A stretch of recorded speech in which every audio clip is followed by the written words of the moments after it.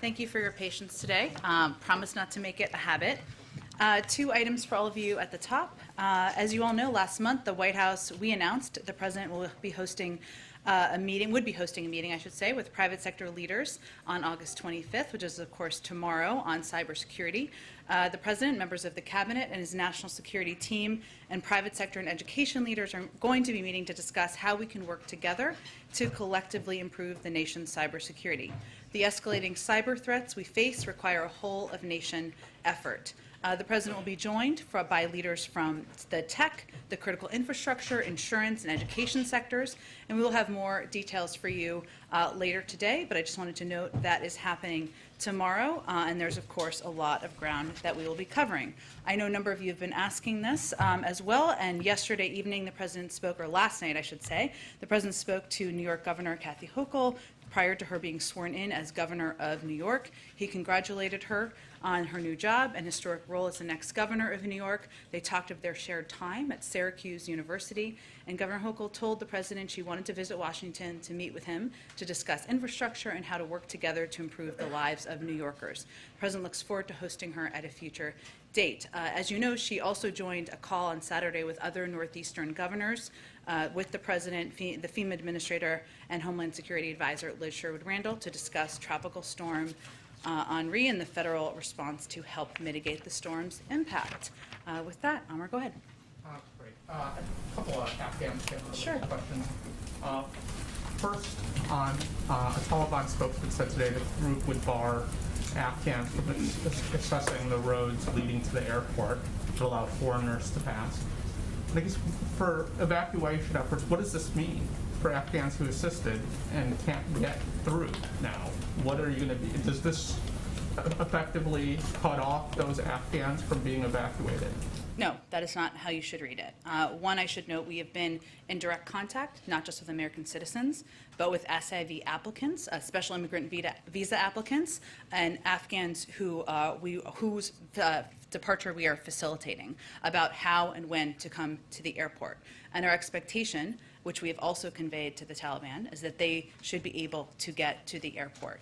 It is also true, and I know this may be some of the confusion out there, that there are a number of Afghans who may not qualify for these programs. And we've seen over the past 9 days a rush of people attempt to come to the airport. We certainly understand that, but that also creates a security risk and one that we have great concern about. So to be clear, individuals who are eligible for special immigrant visas or others who we are helping facilitate their evacuation and their departure, we are in touch with them or working to be in touch with them about how and when to come to the airport, as well as American citizens, as you well know, and we expect that they will be able to reach the airport. And, the Taliban are saying that they don't want Afghans to leave, that now they want these Afghans to stay, that they're needed to rebuild the country.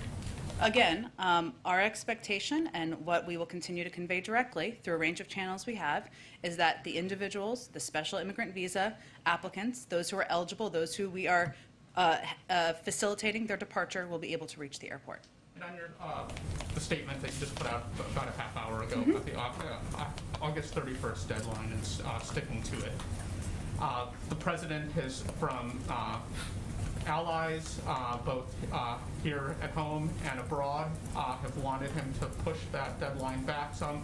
And also critics of the president are speaking out very strongly on his decision. What do you say to those who are criticizing the president by sticking to this deadline? It amounts for him to capitulating to the Taliban. Well, first, and I think I'm just going to read the statement. I know a number of you have seen it, but just in case, because I think it has quite a bit of additional context that is not exactly aligned in he stuck with the deadline as you just conveyed. During a meeting this morning with the G7 leaders, the president conveyed that our mission in Kabul will end based on the achievement of our objectives. That is a key component there. He confirmed we are currently on pace to finish by August 31st. As you all know, in the last 9 days, we have effectively helped evacuate 57,000 people, and that has continued to escalate the number of people we're getting out each day. And our focus continues to be on evacuating Americans who want to come home, third country nationals, and Afghans who are our allies during the war. He also made clear that with each day of operations on the ground, we have added risk to our troops with increasing threats from ISIS-K, and that completion of the mission by August 31st depends on continued coordination with the Taliban, including continued access for evacuees to the airport. In addition, as we noted in the statement, he asked the Pentagon and the State Department for contingency plans to adjust the timeline should that become necessary. So I think there's quite a bit of context in there, including the threat from ISIS-K, which is quite real and one that we are tracking and monitoring very closely from our national security and intelligence teams, to the continued cooperation of the Taliban as it relates to getting American citizens and our key allies on the ground to the airport. And the third, of course, is ensuring that we have contingency should they be needed. So I think those are pretty important caveats in the reporting. Go ahead. If you do have to adjust the timeline, how long are you talking about? I'm not going to get ahead of any contingency plans that are drawn up by the State Department and the Defense Department. As you all know, the President has been meeting and attended and participated in briefings with his national security team once a day, sometimes twice a day, is in constant and regular contact, and I expect we'll get some updates in short order. And when do you need to start pulling troops out of the Kabul airport to meet the August 31 time? It's a great question, Steve. I just don't want to get into operational details that are under the purview of the Department of Defense. Go ahead. But you are correct. I will note that it would not be, there would have to be time in advance of the 31st or time in advance of whatever the date is in order to do that. But they can give you the operational details. Go ahead. So does that mean that the evacuations will stop before the actual 31st, so then there is time to get the troops and their machinery and weaponry out of there? That would be correct, yes, that there would need to be time to wind down the presence. I will note, though, that the purpose of this statement is to provide additional context of what the President conveyed to the G7, which includes a number of very key components as he assesses day by day. And that includes the threat of ISIS, which is of great concern, understandably, to the President, given the threat it poses to our military who are on the ground, serving proudly and bravely on the ground. It also includes the essential aspect of having the Taliban's coordination continue over the coming days so we can facilitate as many people as we've been getting out. And so what I read from this statement is he has not ruled out extending the deadline. Is that right? Well, he asked for contingency plans, but believes we continue to be on track to accomplish our mission. And one more question, Jen. Sorry, I know it's 30. Does this mean if he does stand by this August 31st deadline that every single U.S. troop will be out of Afghanistan by August 31st? Again, I will leave it to the Department of Defense to get into operational details. As you know, and as I've noted, he is meeting with his national security team every single day, often more than once a day, to continue to discuss. And as I noted also in this statement, he's asked for contingency plans. Go ahead. Thanks, Jen. Just to follow up on Amar's question, so are you saying that despite this threat by the Taliban to stop Afghans from boarding planes, that you're not seeing any slowdown in Afghans being able to get to the airport if they need to? I'm conveying that what we have articulated is that Afghans, not every, there are millions of Afghans, as we know, who want to leave the country, or a large number of Afghans who want to leave the country. I think that's safe to say. What I'm talking about is the individuals we have prioritized, those who have fought alongside us, who are eligible for special immigrant visas, who otherwise we are facilitating their departure, and that our expectation is that they will be able to reach the airport. So I'm just trying to figure out if the Taliban has made good on this threat yet, and it sounds like you're saying they haven't. I don't have an update on that. I'm just conveying to you what our expectation is and what we are continuing to communicate directly. And then is the CIA director now the chief negotiator for the U.S. in Kabul, and how long does he plan to stay there? I certainly understand your question. I'd refer you to the CIA on any specific questions about his location or specific role. Go ahead. For a little bit of clarity, because minutes and hours matter here, when Sure. we talk about August 31st, is the understanding between the U.S. and the Taliban that that ends at midnight at the end of August 31st, Afghan time, American time? Is it the end of the 30th, heading into the 31st? When exactly is the deadline as it currently exists? It's really a great question, and I want to give you a very clear and articulate answer from the team on the ground, so I'll just have to get back to you on that to make sure we give you the accurate information. What is the last, I know you're continuing to do this actively, Yeah. as you indicated to one of my colleagues a moment ago, obviously. There's going to be time needed to be able to get out the American troops and others who are helping facilitate this process.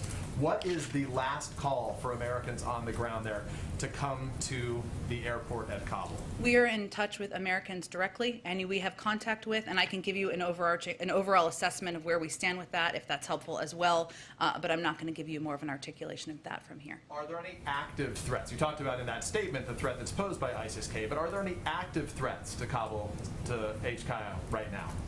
I'm not going to give you an intelligence assessment from here either, but I can convey to you that we have increasing concerns about the threats. That is certainly a part of the President's assessment and decision-making.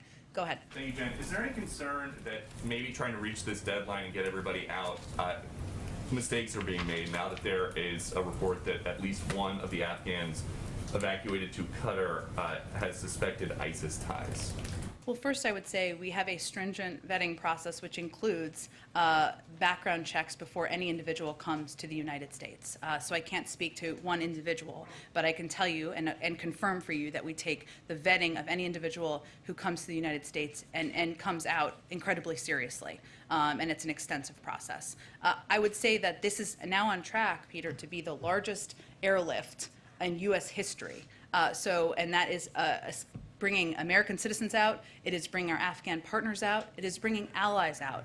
So no, I would not say that is anything but a success. Okay, and I know that you said yesterday it's irresponsible to say that Americans are stranded in Afghanistan right now. What do you say to the American citizen in Kabul that Fox spoke to this morning? Her name is, she's going by Fatima. She says, we are stranded at home. For 4 days, 3 days, we didn't hear anything from anywhere, and they're saying to go to the airport, but we're not being given clear guidance. Our emails are getting ignored.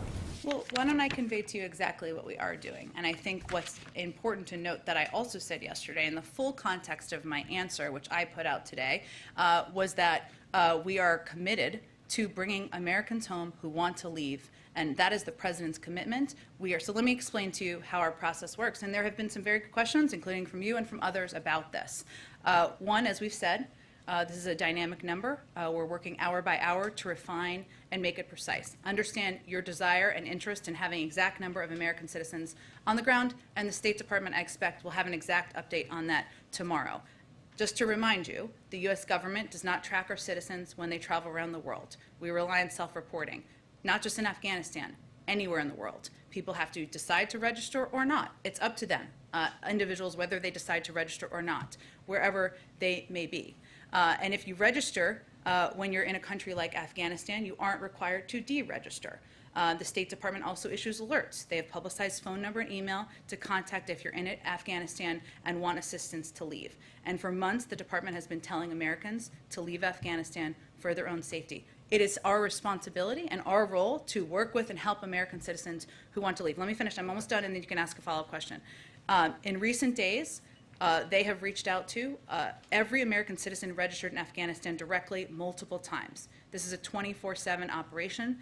Embassies all over the world are supporting phone banking, text banking, and email efforts. If we are not in touch with this individual, give me their contact information and we will get in touch with them. If any of you are hearing from American citizens who can't reach us, give me their contact information and we will get in contact with them. Our estimate of the overall number of American citizens who are there can increase because folks are just now responding to our outreach who may not have registered. It can also decrease because people leave, they don't tell us they leave, or individuals who may reach out and convey they have the documentation needed don't. So there are a range of factors here, and it's our responsibility to give you accurate information. But that's what our focus is on. You say no Americans are stranded. This is someone in Kabul who says, I am stranded. So is there a better word for somebody who can't leave the house to get to the airport because Jake Sullivan says ISIS is outside the airport? What if I it's would not welcome stranded? you providing their phone number, and we will reach out to them today, That can be and I can arranged. assure you of that. The final question. If the Taliban said that staying past the 31st was going to provoke a reaction, and then President Biden decides, okay, we won't stay, do they have the same kind of influence over military planning as the commander-in-chief? Well, first of all, Peter, the Taliban's deadline was May 1st, struck in a deal with the prior administration. The president's timeline was August 31st. That's the timeline he set in a period of time he needed in order to operationalize our departure from Afghanistan. I'd also note that, as I said, as we conveyed in the statement, that our objective and our focus and the focus of the Commander-in-Chief is always going to be on the safety and security of the men and women who are serving our country in the military. And that has to be a factor here, and that certainly is a factor for him as he thinks about the timeline. Go ahead. Can President Biden assure that Afghan allies that help the military will be able to get out, and will he extend a deadline to help those people get out? Well, I will say that we will certainly have additional folks eligible to come to the United States after August 31st that we will help relocate. But I would also note that we have now evacuated 58,700 people in the last 9 days. And we are continuing to be in direct contact with eligible special immigrant visa applicants, of course with American citizens, and with individuals who we are working to facilitate their departure. So our focus is on getting the job done by August 31st, and that's what we're doing day to day at this point. And secondly, on the vetting question, we're seeing more debate in across the country about as the refugees come here. What is the White House doing to convey the vetting standards and to assure any kind of state officials that people that may end up in their state are okay? Well, first, no one is coming to the United States who has not gone through a security vetting process. I would note, to Peter's earlier question, for people who we evacuated who had not yet completed security vetting under the usual SIV application process, in the interest of getting them out of Afghanistan to third countries, we are also front-loading our security screening to complete the steps that have proven most likely to surface derogatory information while these Afghans remain at transit sites in Europe and the Middle East before they arrive here. So actually, to go back to his earlier question, because it's all related, it's actually the system working. And we have a vetting process and a background check that can happen in advance of individuals coming to the United States if they've gone through the SIV process, or individuals who have been moved to third countries before they move further. Just to follow up real quickly, so is there going to be an education campaign? Is there going to be information sent to stakeholders across the country who may have some concern? Oh, sorry. Do you mean domestically here in the United States? That's correct. Oh, absolutely. Sorry, I was misunderstanding your question. Yes, we are in touch with governors. We are in touch with local authorities. We are in touch with communities. We've been engaging with local media, and we will continue to do that. So there's an understanding of the stringent process that we have in place before individuals come to the United States. And I think a part of that is also a reminder that these are individuals who fought alongside the United States over the last 20 years. And that's part of who we are as a country, and part of the fabric of the United States. So that's part of it as well. But in terms of the specific vetting components, yes, we're absolutely thinking about that and ensuring we're communicating that effectively, or that's our objective. Go ahead. Can you share more about the possible incident of Havana syndrome that delayed the Vice President's trip? Sure. First, I will say that the Vice President is now in country in Vietnam, and certainly we take very seriously. Let me just get the information so I can get it to you very clearly. Hold on one second. A lot going on today, I will just note. No shortage. Okay, so we of course take any reported incident of Havana syndrome seriously. And while this is not a confirmed case at this point in time, we take any reported incident, which was recent and was reported publicly, I will note, quite seriously. As a result, there was an assessment done of the safety of the Vice President, and there was a decision made that she could continue travel along with her staff. It was not a person traveling in her party or anything along those lines. Does the White House believe she was targeted, or somebody on her team may have been targeted? That is not an assessment that's been made. It was an individual who was in country, and it had been reported previously. Can you confirm that it was two embassy staffers? I don't have any additional detail beyond that. Okay, and one on Afghanistan. For Afghans who are at risk in Afghanistan and won't be able to get out in time, how will the U.S. try to keep them safe after August 31st? Well, I think, as I just said in response to, I think, Alex's question, there are individuals who will be eligible who we expect who will certainly be eligible after August 31st, and we are determining how operationally we can deliver on that. It's a good question. I don't have an update right now. Go ahead. I have a question about a report on the conditions in Doha. It was reported by Axios today. A U.S. Central Command internal email described the housing for thousands of evacuees as, quote, awash with loose feces and urine and a rat infestation, a life-threatening humanitarian disaster. Is the president aware of these conditions, and is there anything going on to improve them? Absolutely, and I think the report is actually from a couple of days. I understand it was in Axios this morning, but I believe that the conditions were a report from several days ago, and certainly the State Department and other officials who are working in close coordination with countries who are hosting individuals as they're passing through, or maybe as they're landing there for a longer period of time, or have been working to improve those conditions.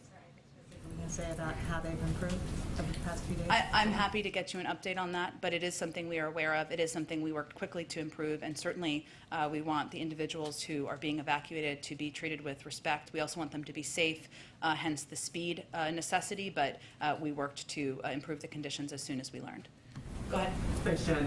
In the statement that you released, you said the president conveyed that our mission in Kabul will end based on the achievement of our objectives. Can you be more specific about what those objectives would be? Are we talking about getting all Americans out, a certain number of Afghans out who helped the American effort? What will be the specific sort of benchmarks in deciding that the objectives of the mission have been met?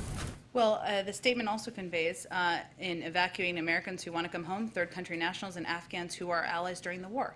And we, again, have evacuated 58,700 people in the last 9 days. That is the mission we're continuing to work to deliver on. We also noted in the statement that, of course, we have to assess the security threats. And the security threats not only to individuals on the ground, to the men and women serving on the ground. I mean, that is front and center in the president's mind. So that means all the individuals in the categories that you note in the statement. Again, I think we've been clear that our objective is to any American who wants to leave, to help them leave. That is what we're focused on every single day. I don't have anything more to add beyond what I said in the statement. Can I ask one follow-up? I know, putting aside the specific activities of the CIA director, why did the president decide to dispatch him to meet with the Taliban? I'm just not going to have any more on this. As we've noted and confirmed many times in the past, we are in regular contact with the Taliban. They are currently overseeing most of the country of Afghanistan. So by necessity, that's part of the jobs of our national security team. But for any details on the CIA director, I'd point you to the CIA. Go ahead. Thanks, Jen. During the COVID response team briefing, Jeff Zients gave some overall statistics about the allotment of personnel, ventilators, and ambulances across the country. Sure. Do you all have a state-by-state breakdown of that, or even more granular?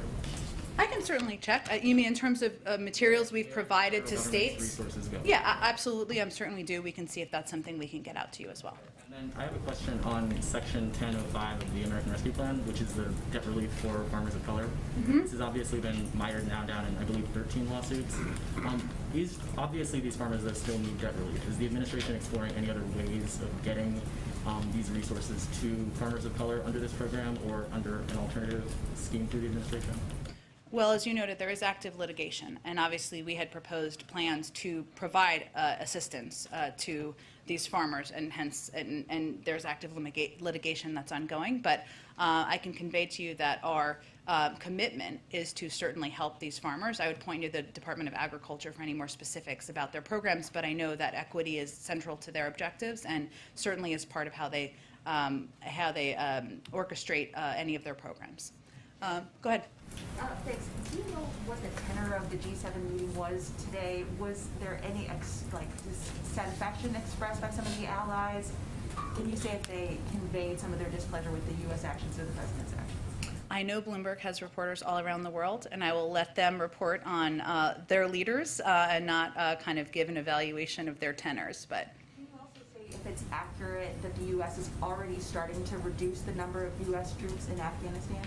I would point you to the Department of Defense for any operational specifics. I know they'll brief again today. Go ahead. Just a couple of quick clarifications. Earlier today, the Pentagon said that it's about 4,000 Americans who have been evacuated. Can you provide additional context? Was that a military flight and charters? Anything else you could say about who these people were and whether that gives you any more of a sense of how many remain in Afghanistan? Well, I would say it's more than 4,000 Americans plus their families. So it's actually a larger number than that. But yes, more than 4,000 passport holders or American citizens plus their families.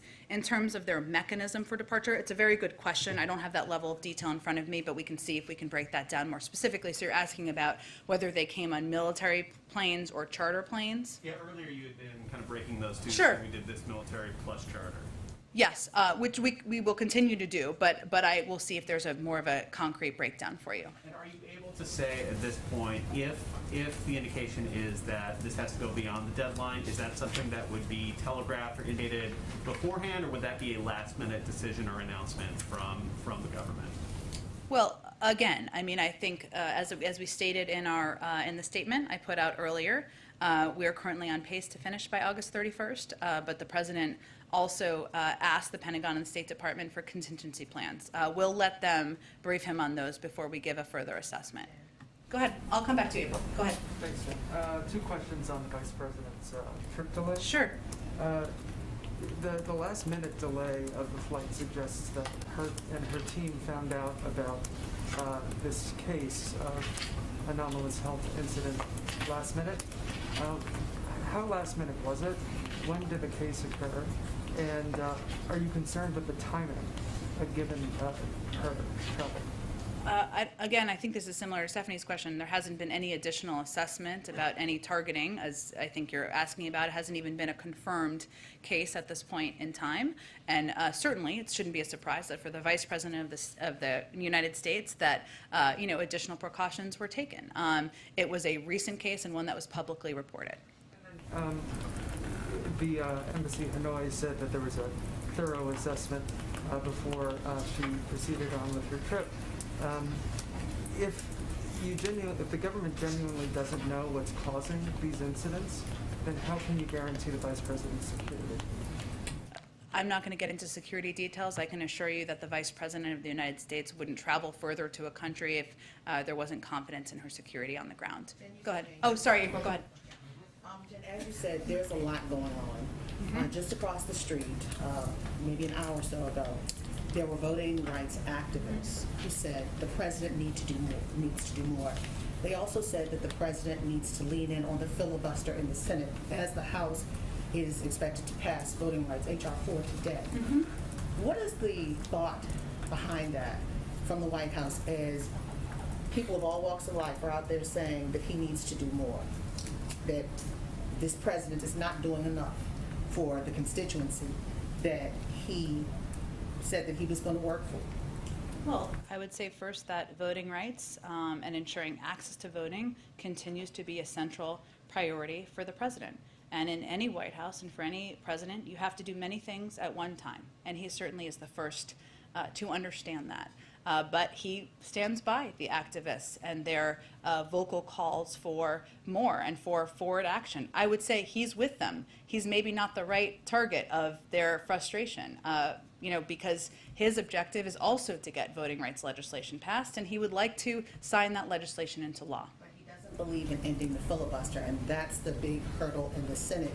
And they are saying that we are now voting like we voted in 1964. Voting rights has been stripped by the Supreme Court twice, and now there are restrictive laws in states that are precluding free and fair voting in this nation. Absolutely, April, and it's outrageous, and the president is outraged by it. And that's why he has asked his vice president to lead this effort. That's why he has taken steps, including a historic executive order on voting rights.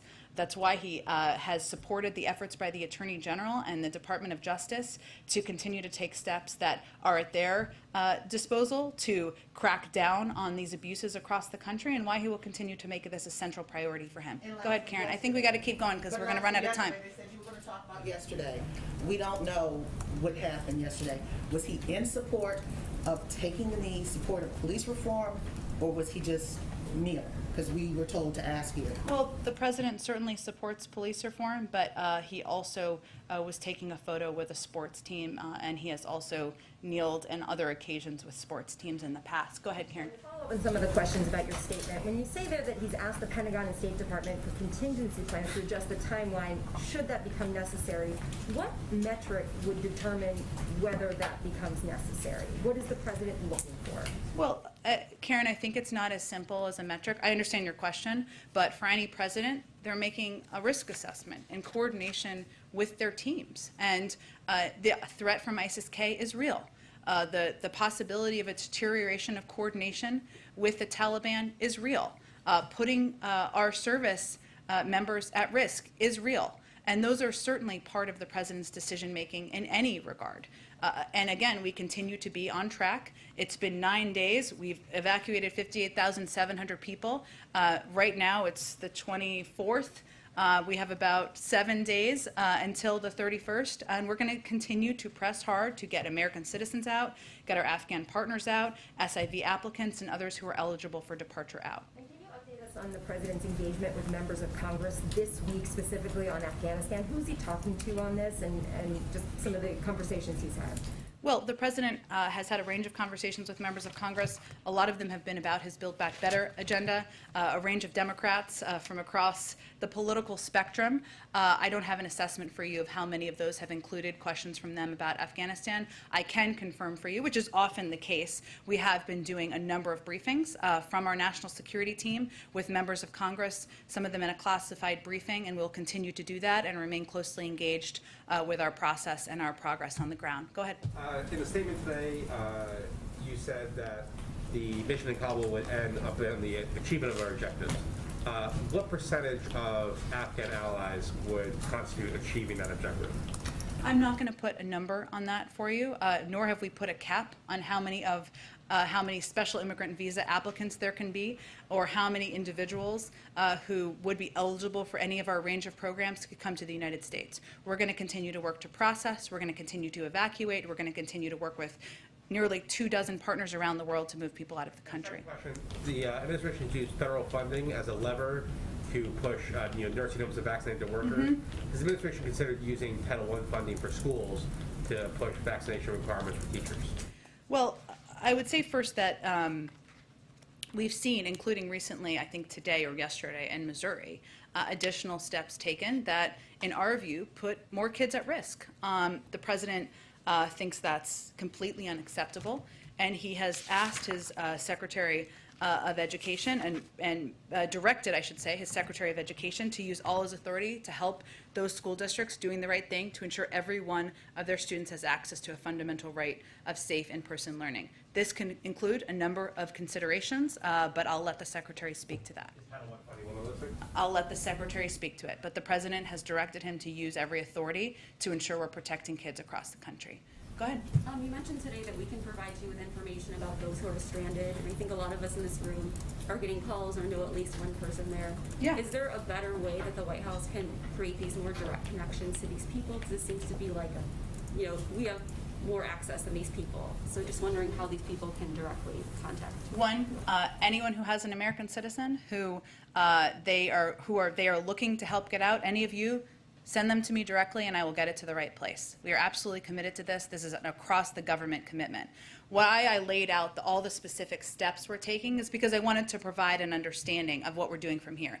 Anyone we have contact information for, and it is possible that the person you know or the person Peter knows, we may not have contacted or the right contact information. That is also entirely possible. We are reaching out via phone, via text, via email, any way we can. And we're giving them instructions on how to get to the airport, when to come to the airport. We have an entire apparatus and operation set up on the ground. We're advertising, and this is a 24/7 operation of reaching out to these individuals. Regarding the Vice President, was she in contact with these people that were experiencing these symptoms, rather? No. And then did she get medically evaluated? There was a security assessment made. She was not on the ground yet. Go ahead. Thank you, Jen. Two questions. Yesterday, the Biden administration announced sanctions against the top military Eritrea is for human rights abuses in Ethiopia's Tigray region. is the administration planning to extend those sanctions to the Prime Minister of Ethiopia and the President of Eritrea? And is the President going to be as involved in the crisis in Ethiopia the same way he was engaged in the crisis between Palestinian and Israel? Well, I can certainly confirm those sanctions, as you noted. I don't have anything to preview for you in terms of additional sanctions. Obviously, we continue to evaluate, reserve that right should that be a recommendation made and something the President approves. And I will certainly note that the President, we are closely tracking, we are closely engaged with high-level officials in the situation on the ground. Go ahead. I have a follow-up question, please. Thank you. Okay, I just have a few more minutes, but in case we got to gather, so I just want to get around to as many people as possible. We'll just keep track of it, but go ahead. As a follow-up to Jennifer's question about Sure. the G7 virtual meeting Yeah. this morning. From a White House point of view, when that meeting was over, was the President satisfied that the message had gotten through to them? Did you think there was a consensus among those leaders? Was there a lot of pushback? Or were you happy with how it ended? Let's put it that way. I appreciate the different way of asking the question, which is very creative. I will say first, the President is about to give an update, both on the progress that is being made in the House and also his meeting with the G7 leaders. I know that was now several hours ago, but we wanted to wait as there was progress being made in the House for him to give that statement so he can speak to that, and he will speak clearly to what he conveyed to them directly to give you all a sense. In terms of the assessment from others, again, I would point you to them on any further. Satisfied with it at the end. Well, I think the President felt he conveyed what his position is, and part of his position, which was a big part of his decision as it related to bringing our troops home, and is also a huge factor for him now, is about what we're asking the men and women in the military to do. And obviously the decision to bring them home related to fighting a war that the Afghans wouldn't fight themselves. And now it, of course, is a factor for him what threats are being posed to them every day that they are on the ground there. Go ahead. Thank you. Two quick questions. How do you describe U.S. relationship with Taliban now? Do you think is a de facto ruler of Afghanistan now? Well, I would say first that it is true that they have taken over much of Afghanistan, but this is not about trust, this is not about validation. Right now, we are working with them in a coordinated way to get American citizens, to get special immigrant visa applicants, to get individuals who are eligible to evacuate from Afghanistan out either to third countries or to the United States. But I'm not going to put a further label on it than that. That the Taliban has included former President Karzai and Dr. Abdullah in their 12-member governing council. How do you see this development as? I don't have an update on their discussions at this point in time from here. Go ahead. Hi, Jen. Oh, I'll come back to you. Sorry about that. Go ahead. Sheer Stein from Bloomberg Law. Would the President accept a Build Back Better package that doesn't include Medicare drug pricing negotiation? Certainly lowering the price of prescription drugs is a top priority to the President. That's why he proposed it. I'm not going to negotiate from here, but I also know there's a lot of support in Congress for that initiative. Go ahead. Thank you, Jen. Follow up on the metrics question. This is hypothetical, but it's not totally unrealistic. I love hypotheticals. No, They're my favorite. This is not unrealistic. It's probably the kind of thing a lot of Go ahead. people Go ahead. know. I didn't mean to. Go ahead. Okay.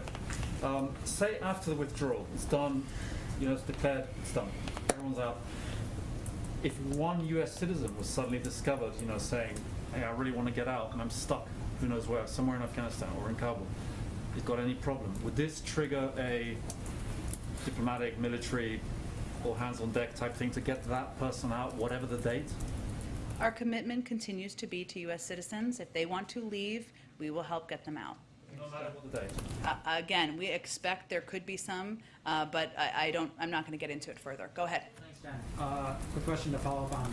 You said the President's been in touch with members about the Build Back Better plan. I wondered, did he have direct conversations with this group of 10 moderates who were in talks with the Speaker about advancing the bipartisan package versus the reconciliation bill? Did he have direct contact with them, or did he reach out to them at all as they were trying to kind of broker this agreement? He spoke with a range of members, including some from the group of 9, I believe it is, about the path forward. And obviously we're seeing progress, and that's a good sign, and the President will speak to it shortly.